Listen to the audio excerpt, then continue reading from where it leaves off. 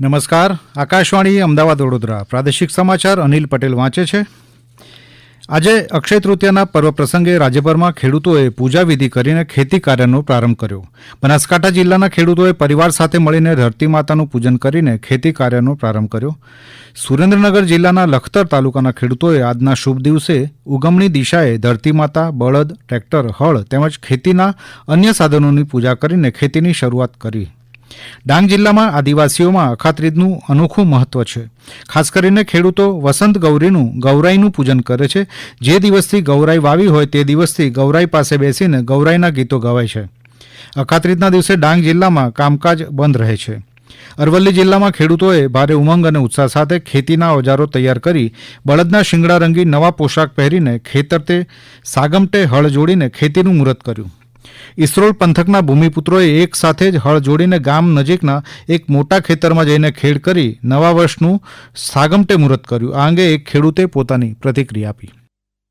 આજે ખેડૂતને અખાત્રીનો દિવસ એટલે આનંદ ઉલ્લાસનો દિવસ ગણે છે અને ખેડૂત અખાત્રીના દિવસે બળ શણગારી એક જગ્યાએ સ્વાધ્યાય ભાઈઓને બધા સમૂહમાં અવતરા કરી છે અને તેમાં 7 દાન ભેગા કરી છે. તેમાં 7 દાનમાં મકાઈ, ઘઉં, બાજરી, તલ, અડદ, ચણા, તુવેર આવો મળીને 7 દાન ભેગા કરે છે અને ખેડૂત એક જગ્યાએ જઈ બધા આનંદ ઉલ્લાસથી અવતરા કરે છે અને તે ખેડૂત આજનો અખાત્રીનો દિવસ એ પર્વ દિવસ ગણે છે અને અખાત્રી પછી ખેડૂત ચોમાસાની વાટ જોઈ રહે છે અને ચોમાસા અખાત્રી પછી જે ચોમાસાનું જે બિયારણ ભેગું કરવું હોય તે ખેડૂત કરે છે.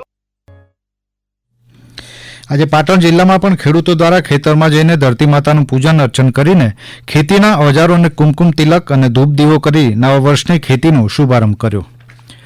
અક્ષય તૃતીયાના પાવન પ્રસંગે આજે ઉત્તરકાશી જિલ્લામાં શ્રદ્ધાળુઓ માટે ગંગોત્રી અને યમુનોત્રી મંદિરના કપાટ ખોલવામાં આવ્યા. આ સાથે જ ઉત્તરાખંડમાં ચારધામ યાત્રાનો પ્રારંભ થયો. વૈદિક મંત્રોચ્ચાર અને ધાર્મિક વિધિ સાથે કપાટ ખોલવામાં આવ્યા. દેશભરમાંથી આવેલા શ્રદ્ધાળુઓ ગંગોત્રી અને યમુનોત્રી ધામમાં પૂજા અર્ચના કરવા ઉત્તરકાશી જિલ્લામાં આવ્યા છે. આ પ્રસંગે મુખ્યમંત્રી પુષ્કરસિંહ ધામીએ પણ પૂજા અર્ચના કરી. હવે કેદારનાથ ધામના કપાટ શુક્રવારે અને બદ્રીનાથ ધામના કપાટ રવિવારે ખોલવામાં આવશે.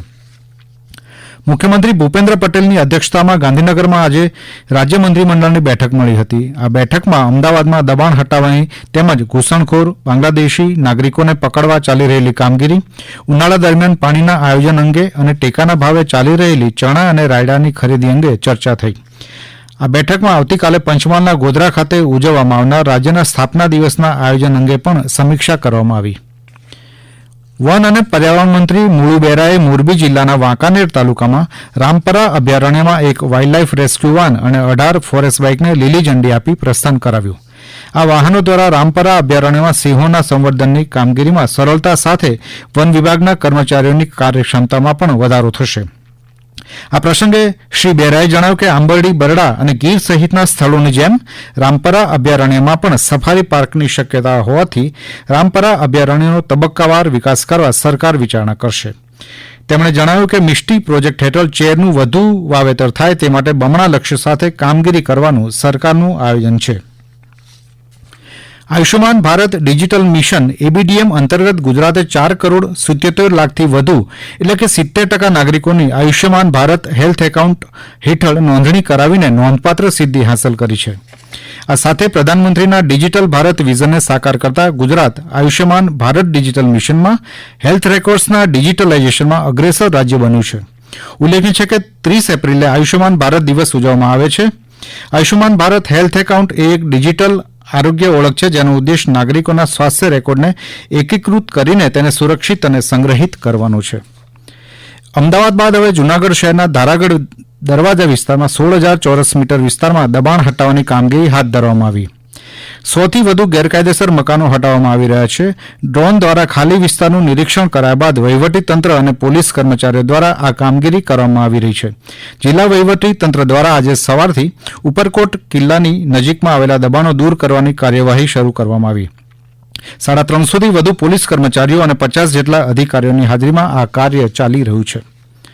ડાંગ જિલ્લામાં ગેરકાયદેસર ઘૂસણખોરી કરનારા પરપ્રાંતિયો પર કાર્યવાહી કરવામાં આવી. જિલ્લા પોલીસે 9 ટીમ દ્વારા તપાસ કરતા જિલ્લામાં 36 લોકો પરપ્રાંતિય હોવાનું જાણવા મળ્યું છે. તેમના દસ્તાવેજોની ચકાસણીમાં જાણવા મળ્યું કે તેમાંથી કોઈ બાંગ્લાદેશી નથી. જિલ્લાના 311 ગામોમાં હજુ પણ તપાસ ચાલુ છે. આ સમાચાર આપ આકાશવાણીના અમદાવાદ વડોદરા કેન્દ્ર પરથી સાંભળી રહ્યા હતા. આ સમાચાર આપ અમારી YouTube channel AIR news Gujarat પર પણ સાંભળી શકશો. વધુ સમાચાર માટે અમારી વેબસાઇટ newsonair.gov.in/gujarati અને અમારા એક્સ હેન્ડલ AIR_news_ABAD ને ફોલો કરશો. આકાશવાણીના અમદાવાદ વડોદરા કેન્દ્ર પરથી પ્રાદેશિક સમાચાર પૂરા થયા.